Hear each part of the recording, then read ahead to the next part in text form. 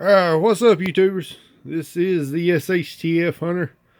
I'm making this video per request of James Foster, and it was a good idea for a video. Really, I'm gonna call it the after action review of this here backpack gun.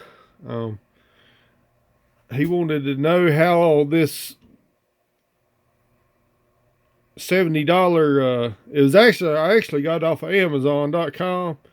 He wanted to know how it held up. Now yesterday I probably fired about 35 rounds. And it's probably I fired 3 rounds right after I built it, and then yesterday I probably fired another 35 rounds, and I used a hodgepodge of ammo.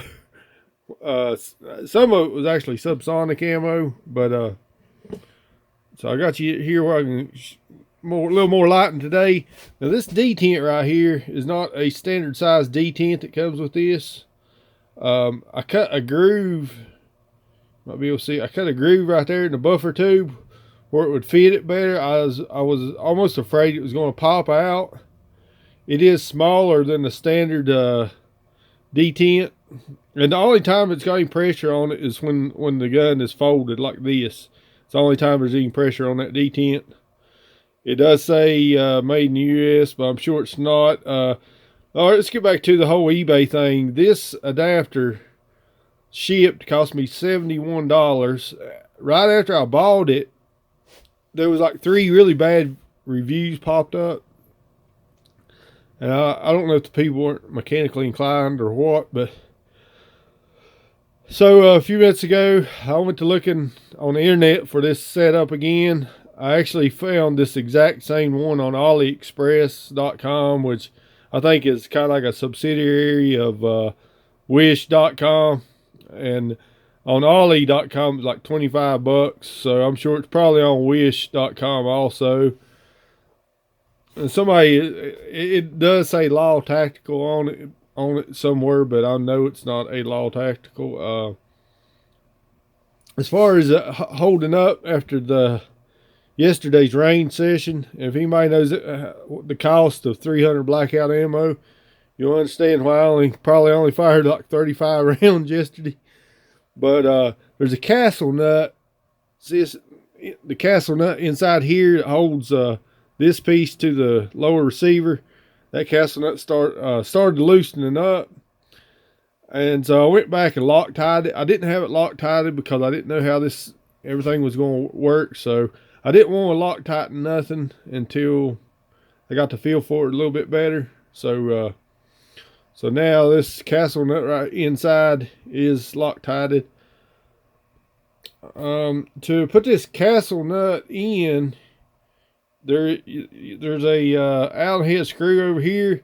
You take that Allen head screw off, and this slides out, and also the button over here will slide out. So all that slides out. Then you insert the castle nut,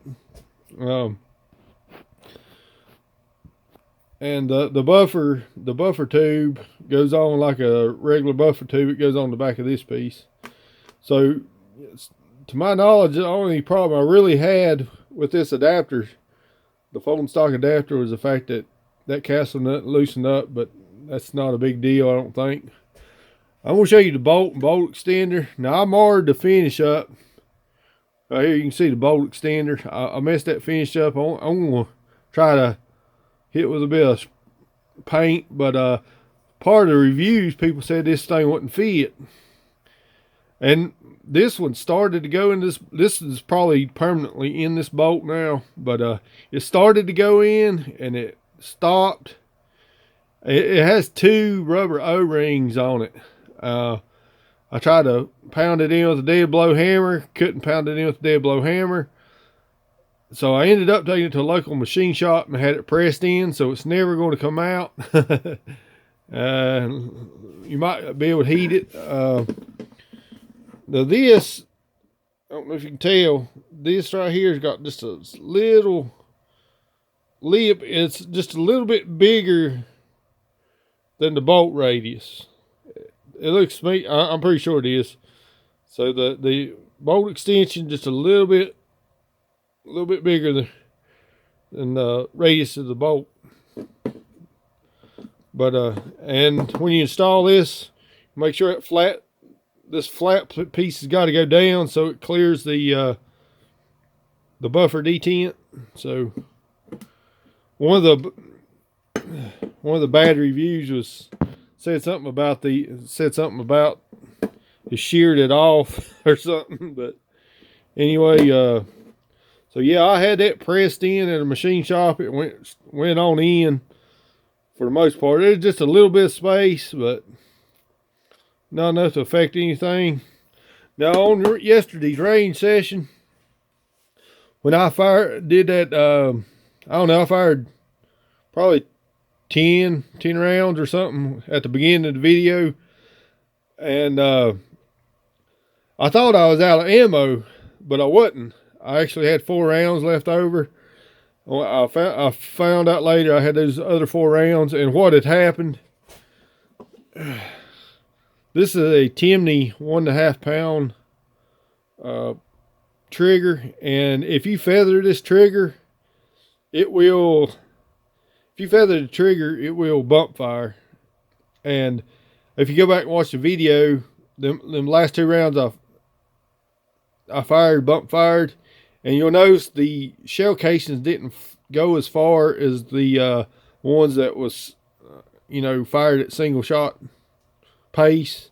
And so that tells me that the bolt didn't go all the way back to pick up the rounds, the last rounds in the magazine. And but that was to no fault. This adapter back here, it was not the fault of the adapter that happened. You can see now that I got good light, and you can see the 6 ampere Taranis, and on this side you can see the Virginia logo better. It's not the actual Virginia logo, but it's like they changed the guy's holding a spear and the AR-15 on top of the tire. He's also got night vision goggles on. But so yesterday's malfunction had more to do with this trigger than anything. I guess I'll talk about one of the modifications I thought about making.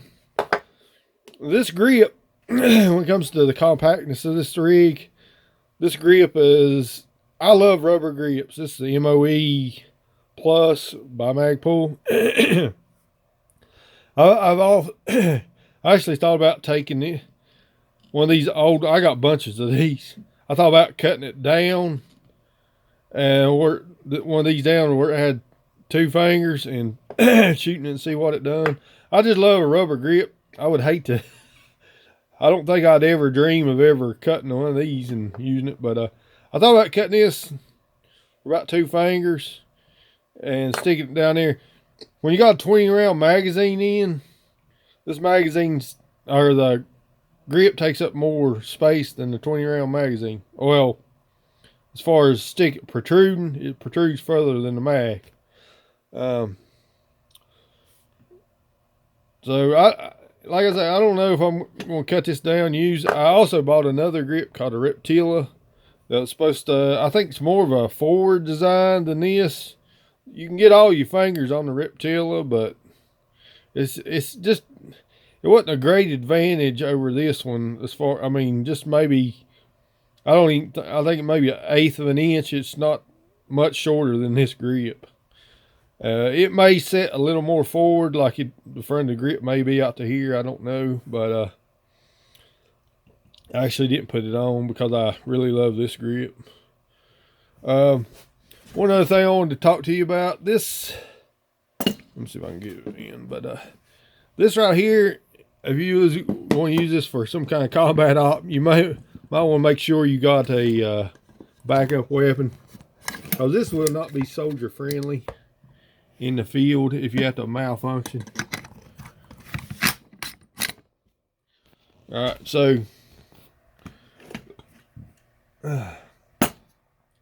so to get this in, you can't just pull a pin.